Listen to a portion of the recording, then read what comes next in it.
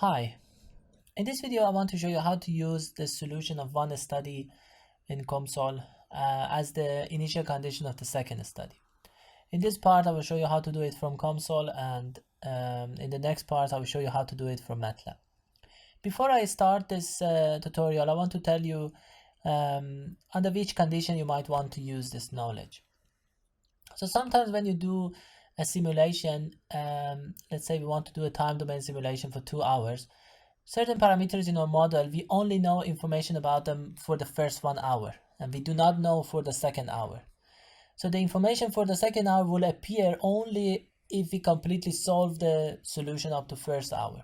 So in that case, what we want to do is to run the simulation until end of the first hour, and then we have the solution at that moment. We use that solution as an initial condition for second study, and then at that moment the parameters, or that unknown parameter, will be known to us, so we can run the second study and we have a full simulation.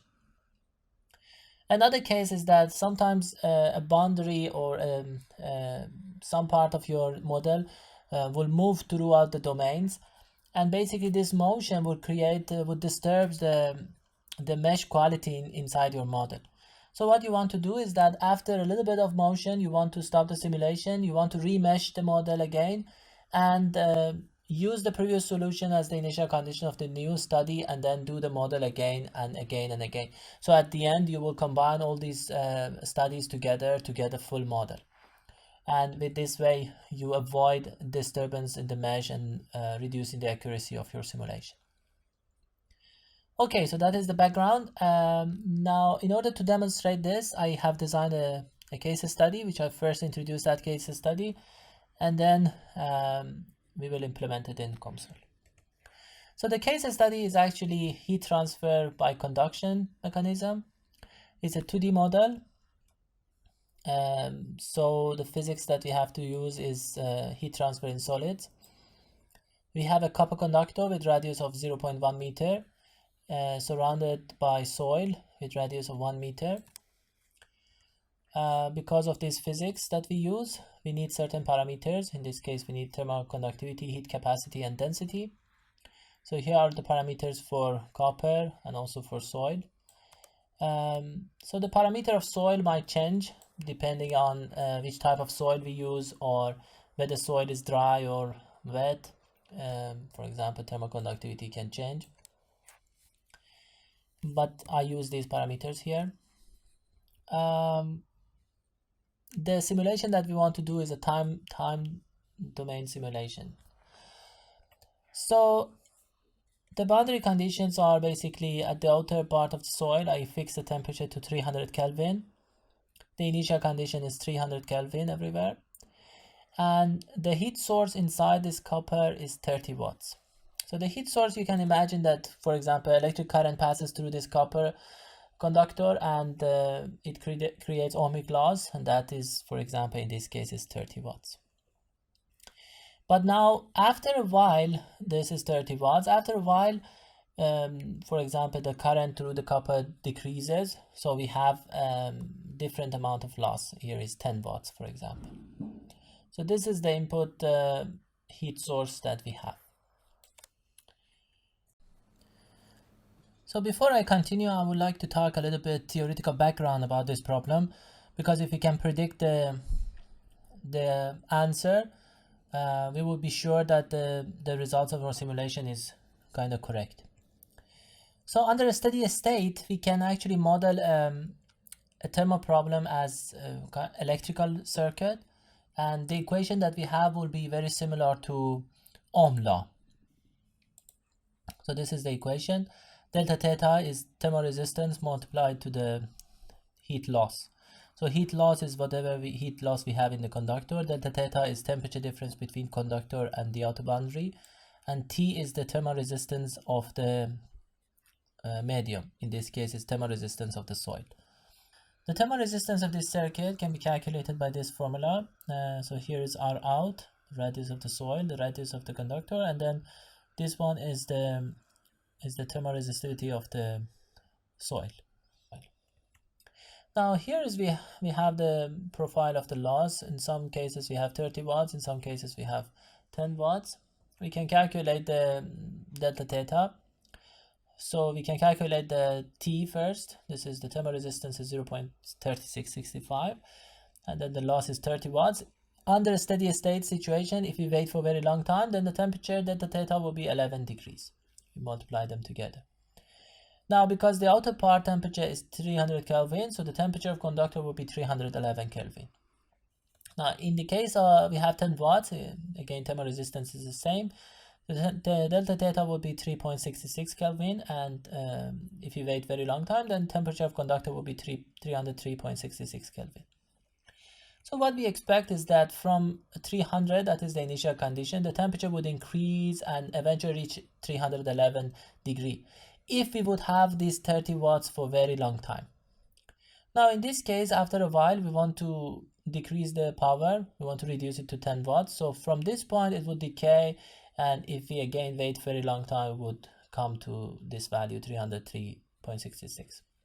So the temperature profile that we expect is something like this. Okay, so one thing that we should notice is that the time constant in this problem is very large. So you must be very careful when you perform this type of simulation in time domain. You should be careful about which time range you will choose. Because if you, for example, run this simulation for 10 seconds, let's say, or 100 seconds, then you will be only at this region. And we will never see this type of curve for this problem that I just presented. Because the time constant maybe in this case is hundreds of thousands of seconds. So we have to run it for a very long time.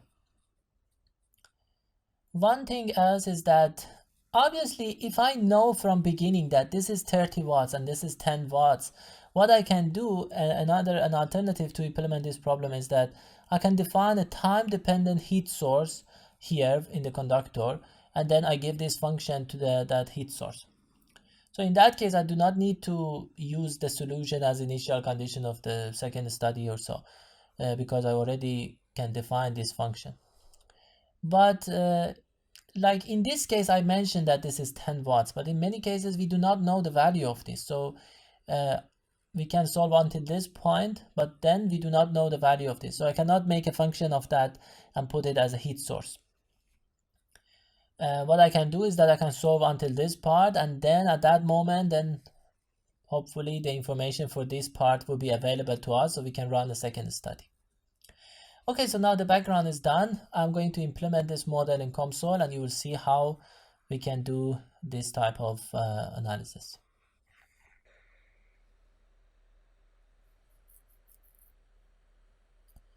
Okay, so now I'm going to make the model in COMSOL.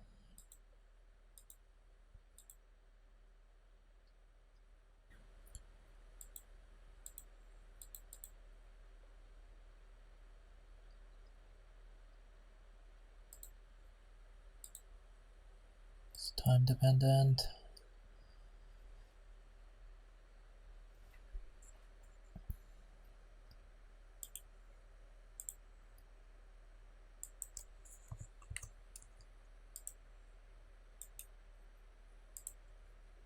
Circle 1 meter.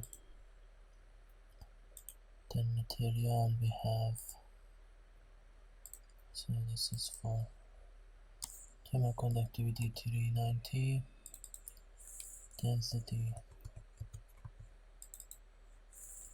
395,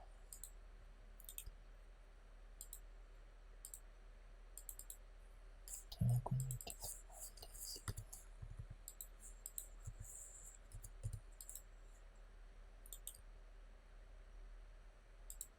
Fixed temperature at the outer boundary equal to 300 Kelvin.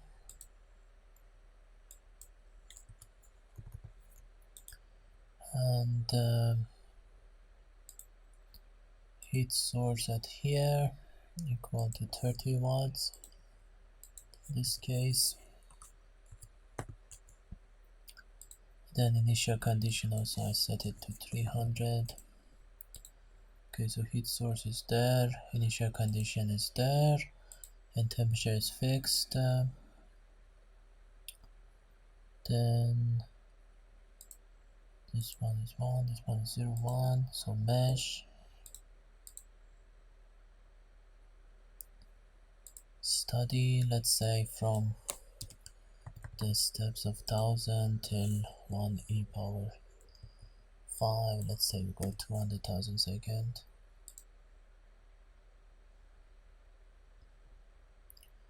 Then I run the simulation.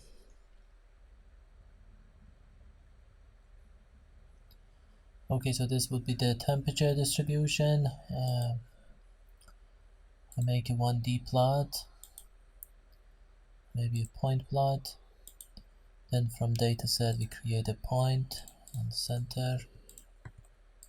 This is our temperature at the center of a conductor. Then here I choose this one.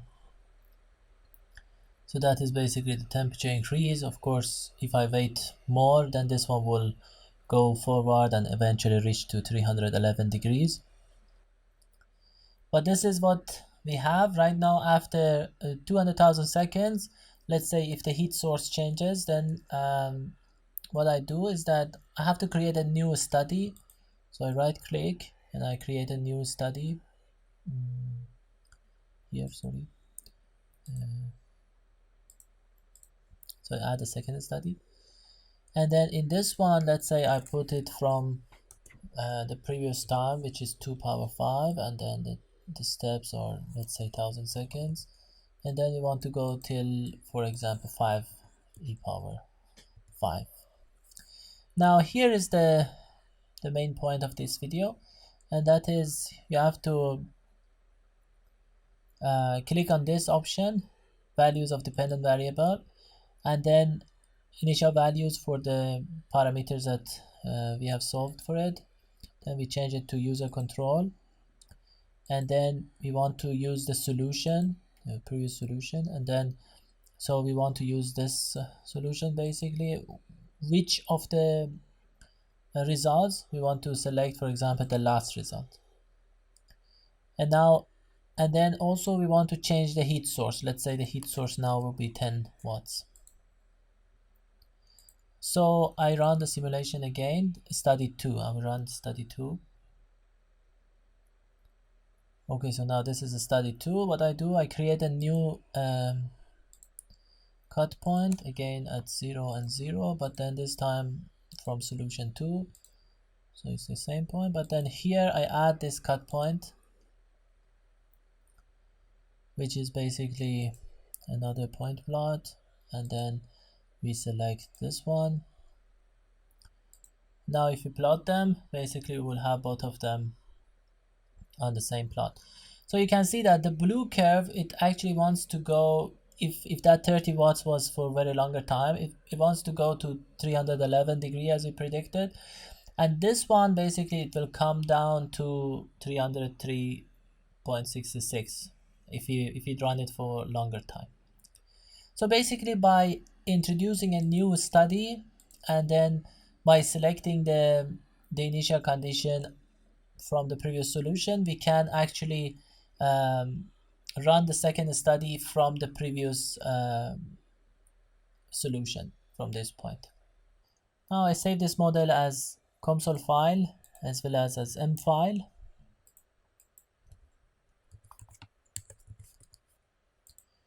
And I then stop this video at this point.